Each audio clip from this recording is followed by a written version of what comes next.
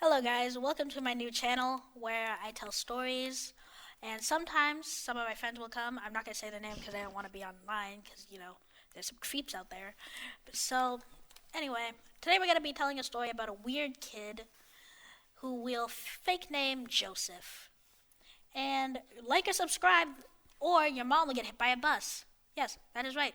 I talked to your local bus driver, and he will target your mom next time she's walking down the street. So I don't know what you should do about that, but you should probably like or subscribe. Well, unless your mom's a demon, so you know, then you might actually like push her out into the street. But don't push your mom out into traffic because that's not a good thing to do, and you're gonna go to jail for manslaughter or maybe murder, depending on what you do.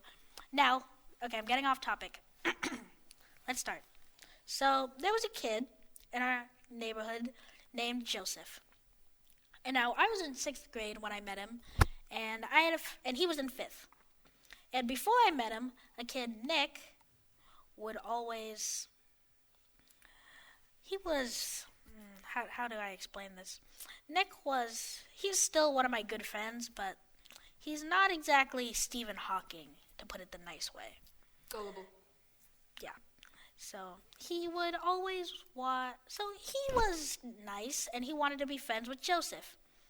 So before I meet Joseph, because they were on the same bus, he goes up to me and says, "Hey, I met this new kid, Joseph. He's really nice, funny, smart, kind, and super fast." And now, all of those things were not true. He ran like a Teletubby with two broken legs. Like, I've never seen someone run so slow in my life. Like, I swear I saw a turtle crossing the street, and he was faster. Like, I swear, like, he could not race anything if it were to save his life. Like, he was like, he runs like Tom Brady. Like, and any of you that watches football knows that that's not that fast. Well, unless you're delusional, but he could not run. Like, I'm pretty sure I saw a dog with one leg run faster. Like, I swear, like, he is that slow.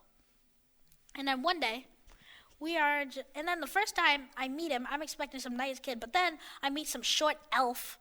This man is short. He looks like a Teletubby with glasses. Like, this man is, and I was just like, Nick, what did you see that made you? This is the biggest lie I've ever heard. Like, I swear, I would believe that God just came to my house. I would believe that more than I believe that this man was funny and smart. Like, he was none of those things. And then when I first meet him, at first he's normal, and he's kind of nice, but he's just annoying. And then it's kind of like that for a month until next thing you know, I don't know what happened. Like, I don't know if he met with Satan or something. I don't know if he had an exorcist in his house, or if he got possessed. But then everything just went downhill. Like, it was like a crashing airplane. At first, we were just going up with building some friendship, and then just, boom, we just went all the way down, like an airplane just got shot down. Or like a derailing train, Yeah. And next thing you know, everything just... Then he started becoming crazy, like delusional crazy. Like, for some reason, he thought he was Usain Bolt. I don't know where that came from. Like, this man couldn't even beat a fly in a race, so I don't know where he got that idea. And then one day, he was always being creepy towards Nick. Creepy, like Jared from Subway creepy. Now, younger audiences don't know who that is. Maybe don't ask your parents. Just, I don't know, go on incognito and Google Jared from Subway. But anyway, he was just really creepy towards Nick. And Nick didn't really like it, but he wanted to be nice, so just said, I'll be nice about it. And Nick was... He was nice, but not, he wasn't too nice. He was kind of nice. He was not excessive. He was nice, but not to the level where it's too nice and people can take advantage of you. Yeah. So then, Joseph just started, and me and my other friends, we wanted nothing to do with Joseph. And Nick was always like, "Oh, come on, let's be friends, let's be nice." And I was just like, "Fine." And then, one day, I was right. And the day I found out I was right was the day he became the Ted Bundy of our apartment complex. One day, we were just playing, and then he says, oh, hey. And then Nick's little brother, make a fake name, Abby. Abby comes up to me and he comes up to us and is like, Joseph showed his privates to all of us in the road. And Abby is I think he was in second grade at the time. And Joseph was in fifth. So this fifth grader is showing his privates to little kids. And I just can't believe it. And he was also showing it to cars driving by. And I was just like, what does this become? Like, he's over here being creepy and yeah.